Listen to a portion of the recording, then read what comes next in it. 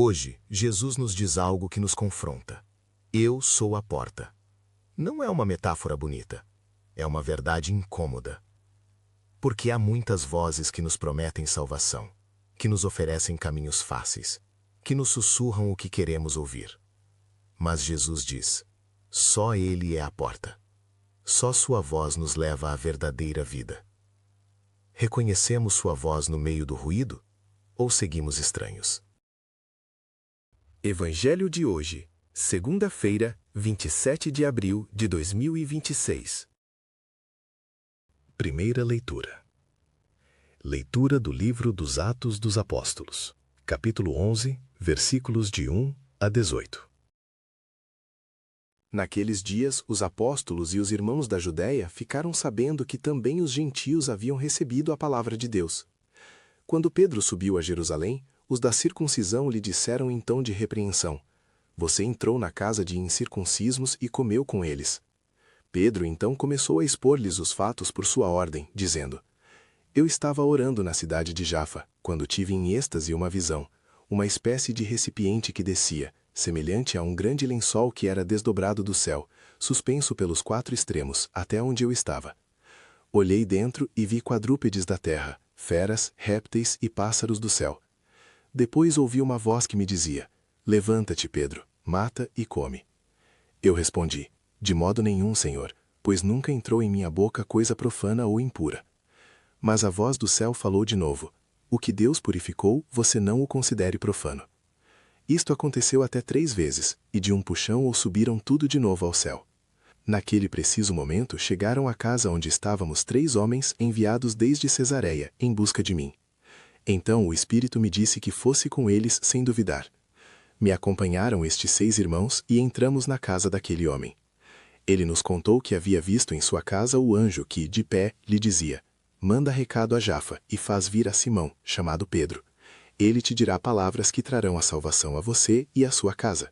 Assim que comecei a falar, desceu sobre eles o Espírito Santo, igual como havia descido sobre nós no princípio. Então me lembrei do que o Senhor havia dito: João batizou com água, mas vocês serão batizados com o Espírito Santo. Pois, se Deus lhes tem dado a eles o mesmo dom que a nós, por terem crido no Senhor Jesus Cristo, quem era eu para me opor a Deus? Ouvindo isto, se acalmaram e louvaram a Deus, dizendo: assim, pois, também aos gentios lhes tem concedido Deus o arrependimento que leva à vida. Palavra de Deus. Te louvamos, Senhor. Minha alma tem sede de você, Deus vivo. Como a corça busca as correntes de água, assim minha alma te busca a ti, Deus meu. Minha alma tem sede de Deus, do Deus vivo. Quando entrarei a ver o rosto de Deus? Minha alma tem sede de ti, Deus vivo. Envia tua luz e tua verdade, que elas me guiem e me conduzam a teu monte santo, até tua morada. Minha alma tem sede de ti, Deus vivo. Me aproximarei do altar de Deus, ao Deus de minha alegria, e te darei graças ao som da cítara. Deus, Deus meu, minha alma tem sede de ti, Deus vivo. Evangelho de hoje. Proclamação do Evangelho de Jesus Cristo segundo São João, capítulo 10, versículos de 1 a 10. Naquele tempo, disse Jesus: em verdade digo a vocês, quem não entra no redil das ovelhas pela porta, mas sobe por outro lugar, é ladrão e assaltante. Quem entra pela porta é o pastor das ovelhas. A esse o porteiro abre, e as ovelhas escutam a sua voz. Ele chama as ovelhas pelo nome e as conduz para fora. E depois de fazer sair todas as que são suas, caminha à sua frente. E as ovelhas o seguem, porque conhecem a sua voz. Mas não seguem o estranho, antes fogem dele, porque não conhecem a voz dos estranhos. Jesus contou-lhes esta parábola, mas eles não entenderam o que ele queria dizer. Então Jesus continuou: em verdade, digo a vocês, eu sou a porta das ovelhas. Todos aqueles que vieram antes de mim são ladrões e assaltantes, mas as ovelhas não os escutaram. Eu sou a porta. Quem entrar por mim será salvo. Entrará e sairá e encontrará pastagem. O ladrão só vem para roubar, matar e destruir. Eu vim para que tenham vida e a tenham em abundância. Palavra da salvação. Glória a vós, Senhor.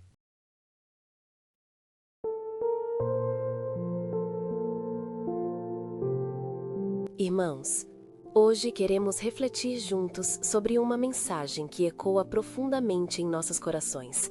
A graça de Deus não tem limites, e Ele nos chama a todos, sem exceção, à salvação e à vida abundante. Na primeira leitura, vemos Pedro enfrentando uma verdade revolucionária. Ele, um homem profundamente religioso, educado na lei, se encontra com uma visão que desafia tudo aquilo em que acreditava estar certo. No lençol que desce do céu, vê animais considerados impuros, proibidos pela lei que Pedro havia guardado toda a sua vida. Mas Deus lhe diz claramente: o que Deus purificou, você não o considere profano. Esta não é uma lição sobre comida, irmãos. É uma lição sobre a graça transformadora de Deus. Pedro aprende naquele momento algo extraordinário. Deus havia decidido estender sua salvação, sua graça, também aos gentios, aqueles que sempre foram considerados excluídos, impuros, afastados das promessas divinas. E o mais bonito é que quando o Espírito Santo desce sobre eles da mesma maneira que desceu sobre os apóstolos em Pentecostes, Pedro compreende que Deus não faz discriminações.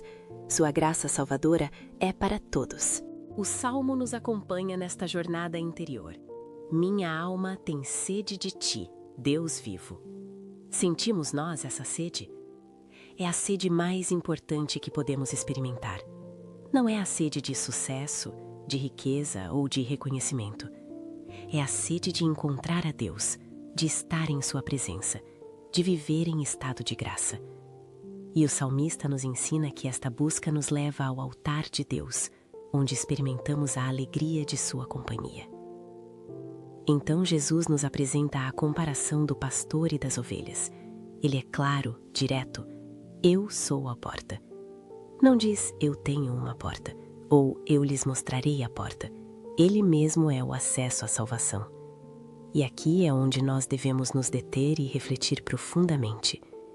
Jesus contrasta a sua figura com a de ladrões e bandidos que vêm para roubar, matar e fazer estragos. Quantos ladrões espirituais nos cercam hoje? Vozes que nos prometem felicidade vazia, significado sem substância, vida sem eternidade. Mas Jesus vem com uma promessa diferente.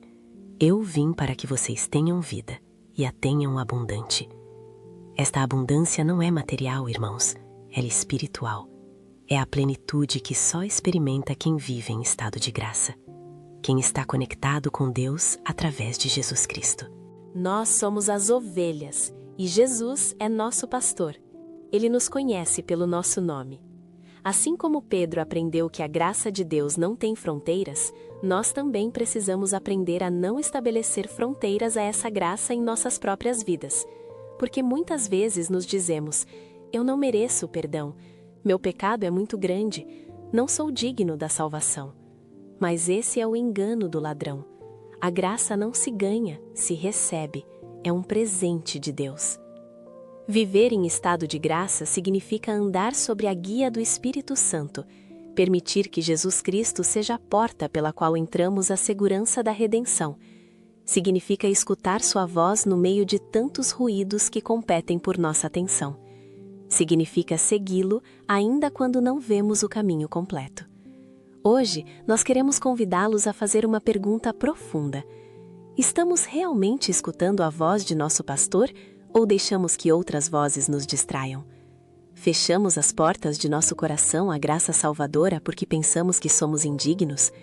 Vivemos realmente em estado de graça ou simplesmente vamos pela vida religiosos mais vazios? A vida abundante que Jesus promete não é para amanhã, nem para quando tivermos arrumado todas as nossas coisas. É para hoje, é para agora. Na descrição deste vídeo encontrarão recursos espirituais para aprofundar em sua relação com Deus e entender melhor os mistérios da graça. Que Que esta reflexão de hoje nos encontre com o coração aberto, dispostos a entrar pela porta de Cristo, dispostos a ser transformados pela graça divina, que, como aprendeu Pedro, não tem limites nem condições. Que o Espírito Santo acenda em nós a sede de Deus que expressa o salmista, e que caminhemos hoje como ovelhas que reconhecem e seguem a voz de seu pastor.